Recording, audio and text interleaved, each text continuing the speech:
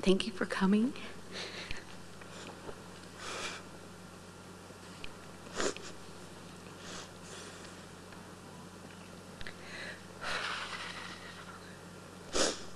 Okay.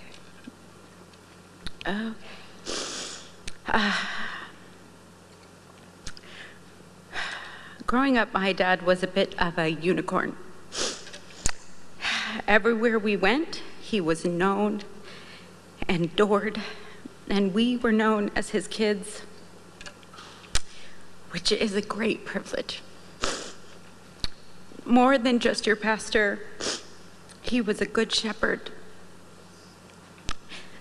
He observed carefully, understood what was going on in your lives. Oh, it's getting a little blurry. Served you according to your needs. He planned and fed you. He truly cared about and for this community. However, I don't know if you know the story about letting us walk to Vaughn's when we were 2 and 4.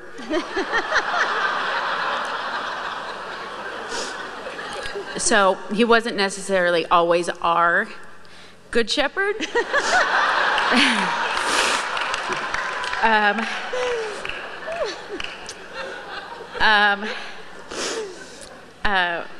Once we grew up and moved out of the house, he really began to pursue a relationship with us. He became very intentional. He loved sending handwritten notes and planning one-on-one time and showing up everywhere unannounced. He was always very encouraging, really patient, so wise, and a great listener. But what I will cherish most was watching him become our papa.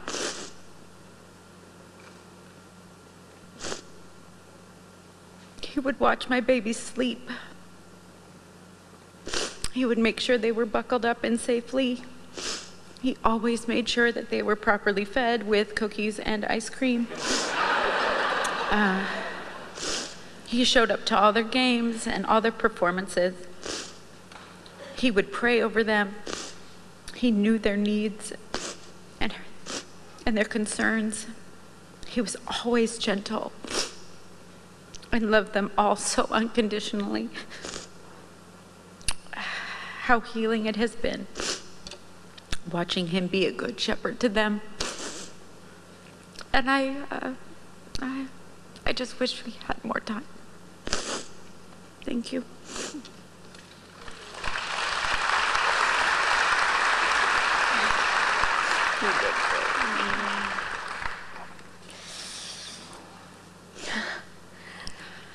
For how much time I've spent at this church and on this stage, I don't think I've ever stood right here with the intention of talking.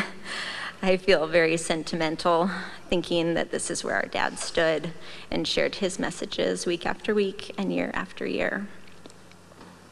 I've been back here a few times over the last month preparing for today, and this building, every corner of it, brings back so many childhood memories for me. One memory that keeps playing in my mind was when I was about 12, and I was sitting with my dad up in his big corner office at his important desk, surrounded by scholarly books. And I don't know what took our conversation in this direction on this particular day, but I went ahead and asked my dad my big question: where do the dinosaurs fit into the Bible?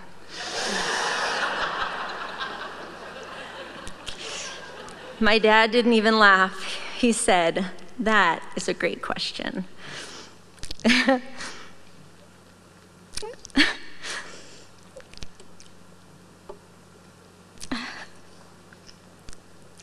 He got up from his desk and pulled out his Bible to show me in Genesis, where it talks about the Nephilim, giants who lived on the earth for a time. But he finished by saying, there are a lot of smart people who have ideas and opinions on that, but we really don't know the answer for sure. I was a little stunned because my dad didn't know. I was afraid at first that I had pointed out a flaw in his faith that would rattle his confidence in Jesus. But that was far from the truth. What my dad taught me through that was that we can know a lot and not know it all. But we can know enough to have a solid faith in God's word, even enough to build our whole lives on. Like Brooke has shared, our dad was always a huge and significant part of our lives, but not always involved in our day-to-day. We knew he had an important job to do, and quite honestly, Mom was crushing it at raising us. But there came a time when both Brooke and I were grown, just out of college, as he was finishing up his time here at Coast Hills. Brooke and I would have been in our 20s, and I remember that clearly because the three of us were having margaritas at El Cortez. That night over dinner, our dad apologized to us.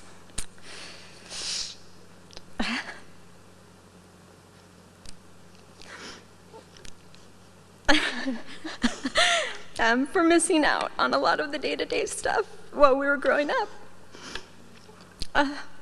He told us he was proud of us and wanted to be more involved in our lives moving forward. We received his apology with hugs and tears, of course. More of his presence was something we never knew we needed. And quite honestly, I didn't expect anything to change.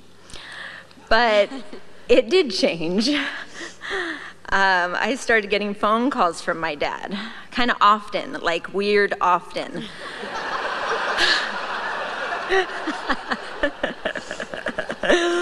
He'd leave me a message just to say, hey, I'm thinking about you. Or, I know you have a big project, I just want you to know I'm praying for you. When he would catch me on the phone and we'd get to talk briefly, he never ended a call without saying, I'm so proud of you. He was proud of us as we were of him. In a way, our dad's Alzheimer's diagnosis was a gift. It really made us prioritize time together. We were all researching how to press back on memory loss. And the simplest recommendation was to walk, even for 30 minutes a day. So I asked my dad if he and I could start walking together once a week. We'd get coffee and log a mile together. 1 mile became 2, and then 3, and then 4. If it was too cold out, though, we'd opt for a mani-pedi, because he was a man of the finer things.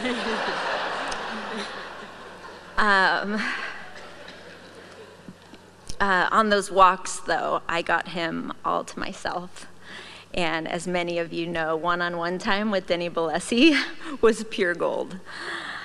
His combination of wisdom and humility, emotion and humor is what I loved most about him. And I bet it's what many of you loved about him too.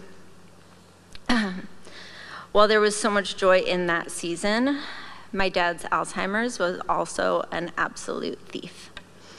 Too soon it stole his memories and his words, and eventually it left us without him. Many of you have thanked us over the years for sharing our dad with you. We've really taken that to heart.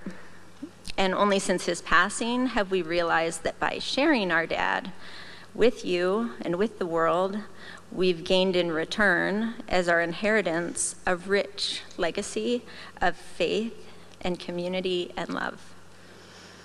Your stories and your kind words about our dad have already and will continue to bless us for years to come. Thank you for loving him, for allowing him to be your pastor, and for praying for him. And as an extension of your love for him, praying for our mom and Brooke and me and our families, as I know many of you do. We're incredibly blessed and proud to be his daughters and to be here celebrating him with all of you today. Thank you.